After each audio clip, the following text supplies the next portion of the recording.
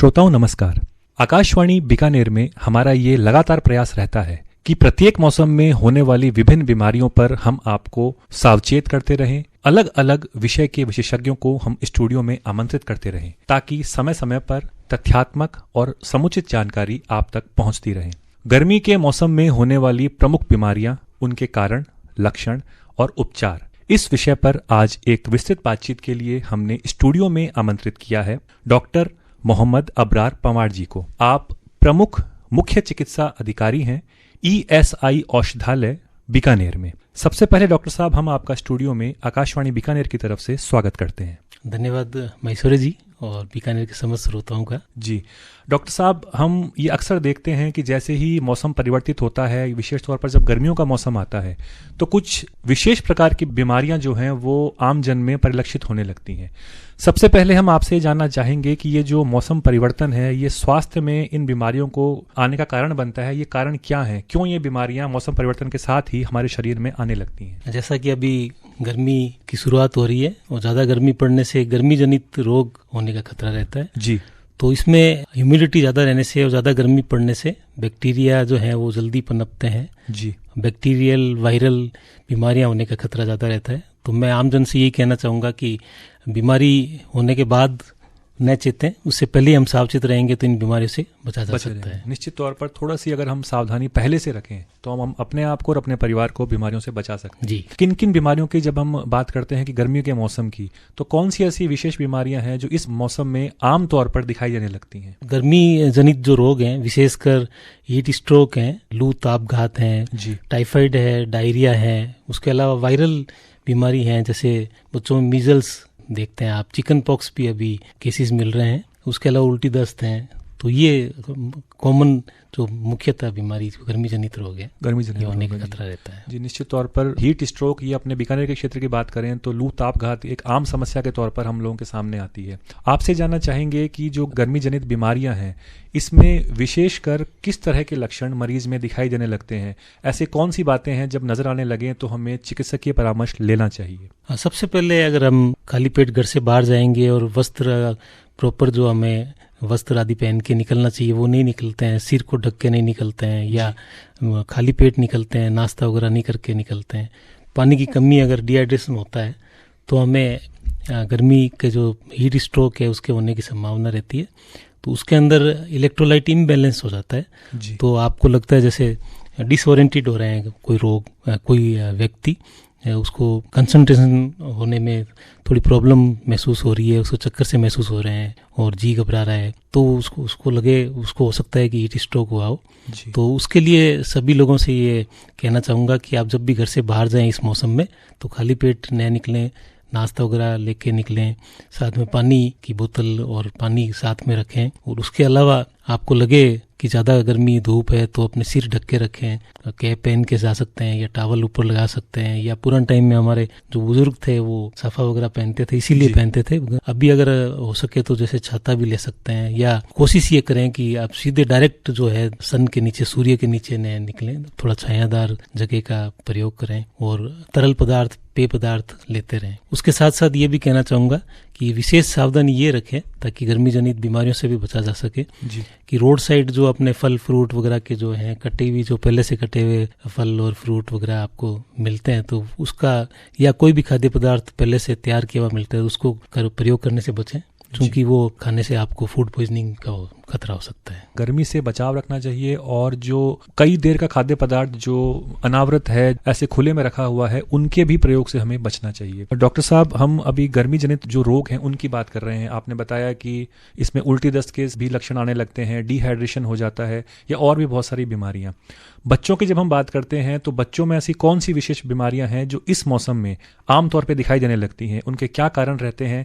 कैसे जो माता पिता हैं उन बच्चों को गर्मी के मौसम से बचा कर रखें? विशेषकर टाइफाइड है, उल्टी दस्त है, मीजल्स हैं, चिकन पॉक्स हैं, हीट स्ट्रोक भी हो सकता है, बच्चों में भी हो सकता है। तो उसके लिए मैं सभी माता पिता जो हैं, पेरेंट्स को ये कहना चाहूँगा कि बच्चों को भी पूरे वस्त्र जो हैं, सूती वस्त्र और सिर वगैरह ढक के घर से बाहर अगर धूप में नहीं जाना पड़े तो विशेष थोड़ा ख्याल रखें। उसके अलावा उनको भी खाली पेट घर से बाहर नहीं जाने दें।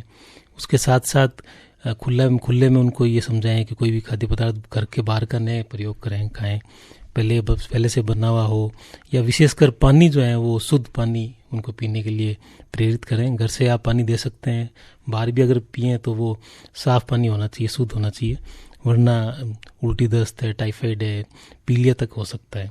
इसके अलावा जैसे मिजल्स का आपने कहा, बच्चों में जो कॉमन अभी इस मौसम में देखी जाती है, मिजल्स है, चिकन पॉक्स है, उनके लिए वैक्सीन लगता है।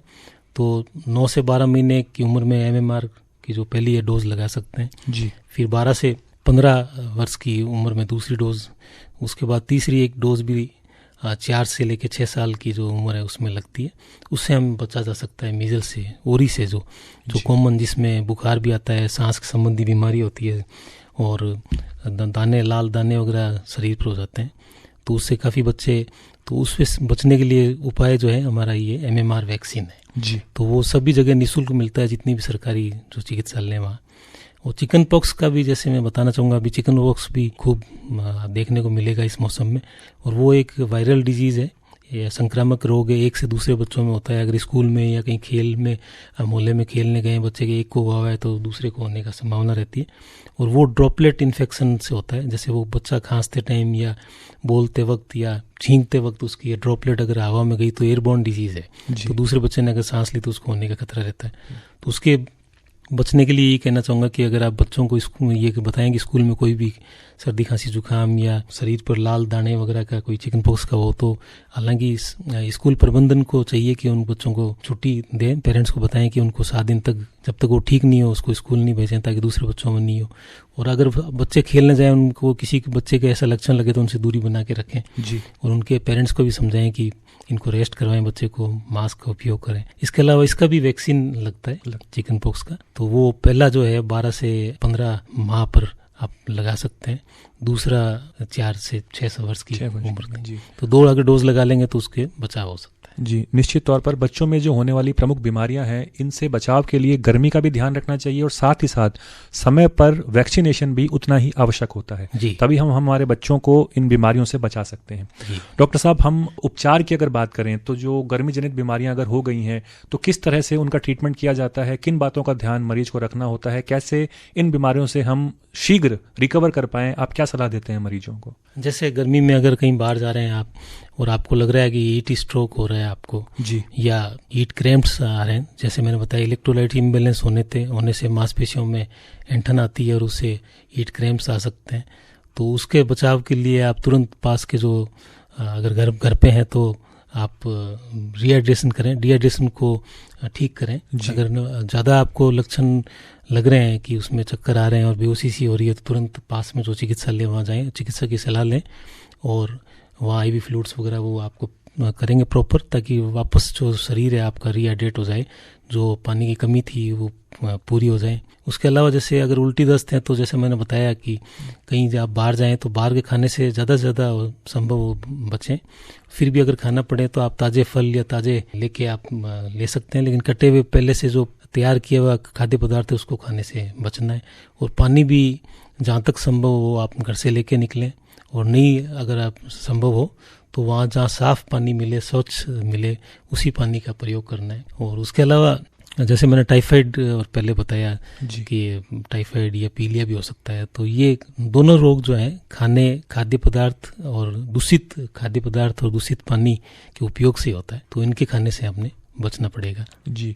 जो गर्मी जनित बीमारियां होती हैं, जो हीट स्ट्रोक अगर हो गया है, इनसे रिकवरी में लगभग कितना समय लग जाता है? कैसे ये मरीज मतलब कितना समय मान के चलता है कि इतने समय में पूर्णतः इसकी रिकवरी हो जाती है?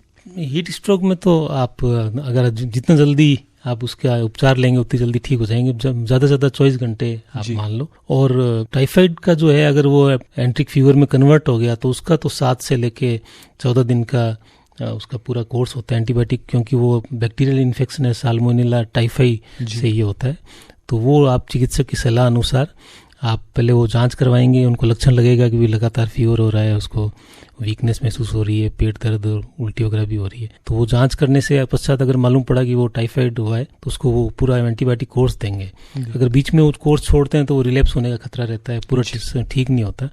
चाहे बुखार टूट जाए लेकिन वो कोर्स जो चिकित्सक सलाह अनुसार पूरा लेंगे तभी आप उसके पूरा रिकवर कर पाएंगे। जी। और वही पीलिया की बात है, अगर एक्यूट वायरल हेपेटाइटिस हुआ है आप दूषित जल से या दूषित किसी चीज़ से, तो उसके चिकित्सक की सलाह अनुसार पहले जांच कराएंगे, फिर वो ट्रीटमेंट पूरा कोर्स देंगे। तो उसमें कम से कम आपको 10 से 15 दिन, 2 हफ्ते मान लो आप जी तो लगेंगे आपको, लगेंगे। ज़्यादा भी लग सकते हैं।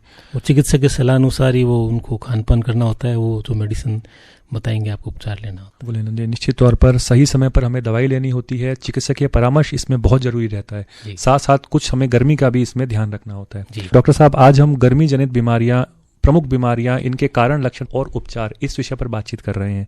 गर्मी के मौसम में हमारा बीकानेर क्षेत्रवासी सुरक्षित रहें, आम जन सुरक्षित रहें, इस संदर्भ में आप क्या संदेश हमारे श्रोताओं को देना चाहेंगे? बस जैसा कि आपको पता है हमारे बीकानेर में गर्मी भी ज़्यादा पड़ती है जी, तो गर्मी जनित रोग होने का खतरा रहता है। पूर्वज जो थे हमारे वो पूरी सावधानी रखते थे, आजकल हम लोगों ने वो सावधानी छोड़ दी, इसी वजह से बीमारियों की चपेट में आ रहे हैं। तो वापस पुनः हम जो खाली पेट घर से बाहर नहीं निकलते थे और दूध और छाछ और दही वगैरह का जो उपयोग करते थे, मोटे अनाज का उपयोग करते थे, वो सब हमने छोड़ दिया। तो वो वापस उसको शुरू करें और घर से बाहर जाएं तो सिर ढक के बाहर से निकलें और ढीले ढाले सूती वस्त्र पहने और पानी की कमी को बार बार ये ध्यान रखेंगे, पानी कमी शरीर में नहीं होनी चाहिए, डिहाइड्रेशन नहीं होना चाहिए, ताकि हीट स्ट्रोक या गर्मी से हम उसका लूतापघात से बच सकें। छायादार जहाँ भी पेड़ दिखे या छायादार जगह हो वहीं पर हमें रुकना चाहिए, डायरेक्ट सनलाइट के अंदर नहीं जाना चाहिए, उस छतरी का उपयोग करें। और जहाँ तक संभव हो ज़्यादा गर्मी के अंदर दोपहर के वक्त नहीं निकले और सुबह या शाम को जो आवश्यक कार्य करें। सैर करने के लिए जाएं तो वो अर्ली मॉर्निंग सुबह जा सकते हैं। जी। साफ खाद्य पदार्थ और साफ पानी का उपयोग करें। गर्मी से बचाव रखें, अधिक मात्रा में तरल पदार्थों का प्रयोग करें, खान पान और जो पेयजल है वो स्वच्छ उपयोग में लाएं। ये कुछ महत्वपूर्ण बातें हैं जिससे हम गर्मी जनित बीमारियों से बच सकते हैं, अपने परिवार को भी सुरक्षित रख सकते हैं। जी डॉक्टर साहब, आज इस महत्वपूर्ण चर्चा के लिए आपने स्टूडियो में आकर जो जानकारियां हमारे श्रोताओं के साथ साझा की, इसके लिए आपका बहुत बहुत धन्यवाद। आपका महेश्वर जी बहुत बहुत धन्यवाद।